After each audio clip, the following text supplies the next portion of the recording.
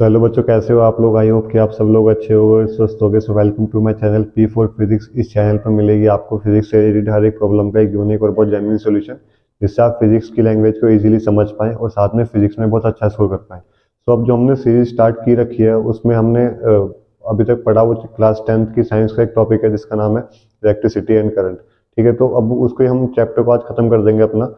इसके बाद जो कोई वीडियो आएगी उसके बाद हम उसको खत्म ही कर देंगे। तो इस वाले सेशन में या इस वाली वीडियोस में हमने क्या पढ़ा कि करंट क्या होता है, वोल्टेज क्या होता है, रेजिस्टेंस क्या होता है, ओम्स लॉ क्या होता है, रेजिस्टेंस सीरीज पैरेलल कॉम्बिनेशन कैसे बनता है, एक कैसे उनकी वैल्यू निकलती है फाइनली। और अब हम इस चैप्टर के लास्ट में पहुंच चुके हैं जिसमें हम एक टॉपिक पढ़ेंगे जिसका नाम है जूल हीटिंग इफेक्ट। ठीक है, क्या नाम है इसका? Joule heating effect. अब इस जूल हीटिंग इफेक्ट से हमें क्या बात समझनी है। मान लीजिए आपको किसी भी सर्किट में करंट चल रहा है, या आपने अपने डेली लाइफ में भी नोटिस करा होगा, अगर आप चार्जर, एक मोबाइल का चार्जर होता है, उससे आप मोबाइल चार्ज करते हो और आप उसको बहुत देर तक चार्ज कर लो तो आपको मोबाइल भी गर्म हो जाता है और साथ में वो चार्जर भी गर्म हो जाता है। ठीक है, अब ऐसा क्यों होता है? जब हम कभी भी किसी भी सर्किट में करंट और वोल्टेज छोड़ते हैं और एक फिक्स टाइम के लिए छोड़ते हैं, है ना। अगर मैं क्या बोलूं कि करंट या वोल्टेज, या फिर मैं सिंपल सी बात बोलूं, अगर किसी भी सर्किट में करंट चल रहा है और वो एक फिक्स टाइम के लिए चल रहा है तो वो सर्किट को क्या कर देगा? गर्म। क्या कर देगा? गर्म। उस वाली रेजिस्टेंस को या फिर उस वाले सर्किट को क्या कर देगा? गर्म। तो इसी को ही नाम दिया गया है जूल हीटिंग इफेक्ट। तो इसके हिसाब से क्या होता है, अगर कभी भी करंट पास होता है किसी भी सर्किट में से तो वो क्या काम करता है, वो उस वाले रेजिस्टेंस को गर्म कर देता है, उस वाले रेजिस्टेंस को कर देता है हीट। अगर उसको हीट कर देगा तो ऑब्वियसली बात है जो एनर्जी हमें दूसरी जगह पहुंचानी थी वो नहीं पहुंच पाएगी, क्योंकि वो सारी किस्म कन्वर्ट हो जाएगी हीट में। और हीट हमारे मतलब की तो चीज़ है नहीं। अगर हम पर्टिकुलर देखे जाए किसी किसी चीज़ के लिए, किसी किसी ऑब्जेक्ट के लिए, तो हमें बस क्या ध्यान रखना है कि जब कभी भी इस तरीके का कन्वर्जन होता है इलेक्ट्रिक करंट का हीट में, तो वहाँ पर हम किस फॉर्मूले का इस्तेमाल करते हैं? जूल हीटिंग इफेक्ट का। तो जूल के हिसाब से क्या था वो, सॉरी, इस वाले फॉर्मूले के हिसाब से क्या था कि जो हम एनर्जी ट्रांसफर करते हैं किसी भी पूरे सर्किट में, हमारे पास कौन सी एनर्जी है? पोटेंशियल। हमारे पास कौन सी एनर्जी है? Electrical energy. किस कहाँ पे स्टोर हो रही है? वो पोटेंशियल एक सेल के अंदर।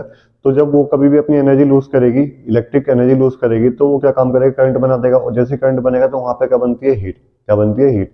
तो जो भी हमारे पास पावर होगी आउटपुट सोर्स की, है ना, जो भी हमारे पास इनपुट सोर्स की पावर होगी, कहने का मतलब जो भी हमारे पास वोल्टेज होगी, अगर वो एक फिक्स टाइम के लिए चले तो क्या बनाएगी? उतनी एनर्जी बनाएगी पूरे सर्किट के अंदर।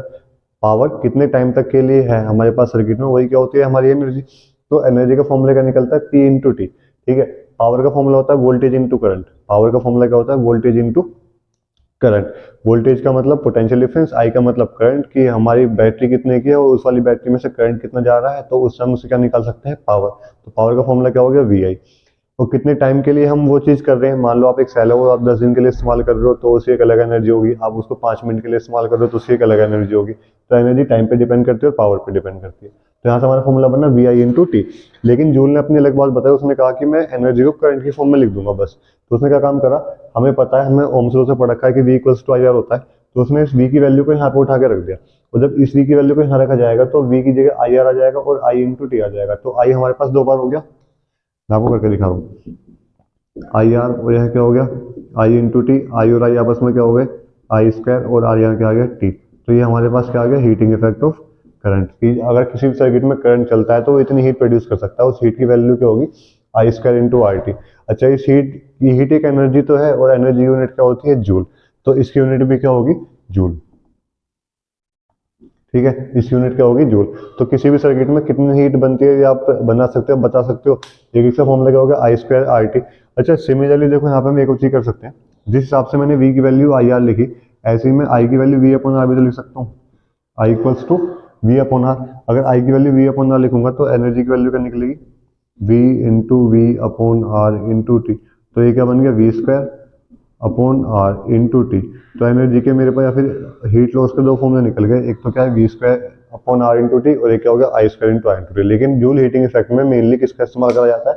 करंट वाले फॉर्मूले, क्योंकि वो क्या जूल ने क्या बताया था कि करंट से हीट बनते हैं, तो इसलिए हम बेसिकली किसका इस्तेमाल करते हैं? आई स्क्वायर आर टी। वैसे एक फॉर्मूला ये भी है और एक फॉर्मूला ये भी है, depend on the situation and circumstances कि क्वेश्चन में क्या चीज़ पूछ रखे हैं, तो हम इस तरीके से उसको सोल्व कर सकते हैं। तो आई होप कि आपकी वाली वीडियो अच्छी लगी होगी। अगर अच्छी लगे तो प्लीज़ लाइक करें, शेयर करें, सब्सक्राइब करें इस चैनल को। तो थैंक यू।